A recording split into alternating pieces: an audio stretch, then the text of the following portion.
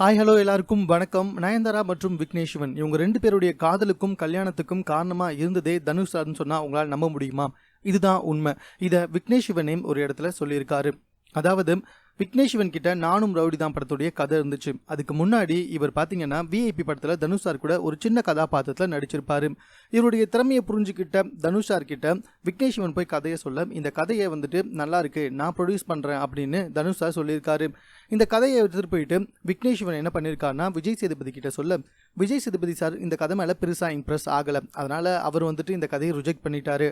மறுபடியும் இந்த விஷயம் தனுஷ் காதுக்கே வர தனுஷ் என்ன சொல்லியிருக்காருன்னா, இந்த கதையை எடுத்துகிட்டு போயிட்டு நீ நயன்தாரா கிட்ட சொல்லு அப்படின்னு சொல்லியிருக்காரு. உடனே விக்னேஷ் சிவன் போய் நயன்தாரா கிட்ட சொல்ல, நயன்தாரா இந்த கதை மேலே பயங்கரமாக இம்ப்ரெஸ் ஆகி ஓகேவும் சொல்லியிருக்காங்க. நயன்தாரா இந்த கதைக்குள்ளே வந்ததுக்கு அப்புறமா தான் விஜய் சேதுபதியை இந்த படத்தில் நடிக்கிறதுக்கு ஒத்துக்கிட்டு இருக்காரு.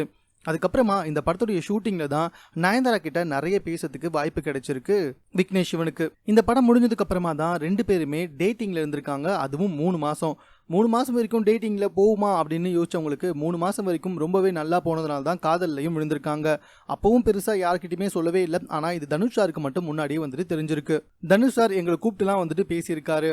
அதுக்கப்புறமா தான் எங்க காதல் வெளியவும் தெரிய ஆரம்பிச்சது. அதுக்கப்புறமா திருமணமும் நிச்சயமாச்சு. மகாபலிபுரத்துல அவங்களுடைய நெருங்கின சொந்தங்கள் மற்றும் சினிமா வட்டாரங்கள் மட்டும் நிறைய விக்னேஷ் சிவன் மற்றும் நயன்தாரா கல்யாணமும் செஞ்சுக்கிட்டாங்க. இப்படிதான் நயன்தாராவை பார்க்கறதுக்கும் பேசுறதுக்கும் காரணமா இருந்ததே தனுஷா தான் அப்படின்னு ரொம்ப ஓப்பனா ஒரு இன்டர்வியூல விக்னேஷ் சிவன் அவர்கள் சொல்லியிருக்காரு. மேலும் இது போன்ற செய்திகளை உடனுக்குடன் தெரிந்து கொள்வதற்கு நம்ம சென்னை சேனலை சப்ஸ்கிரைப் பண்ணுங்க. இது குறித்த உங்களுடைய கருத்துக்கள் எதுவாக இருந்தாலும் கமெண்ட்ல நீங்க பதிவு செய்யலாம்.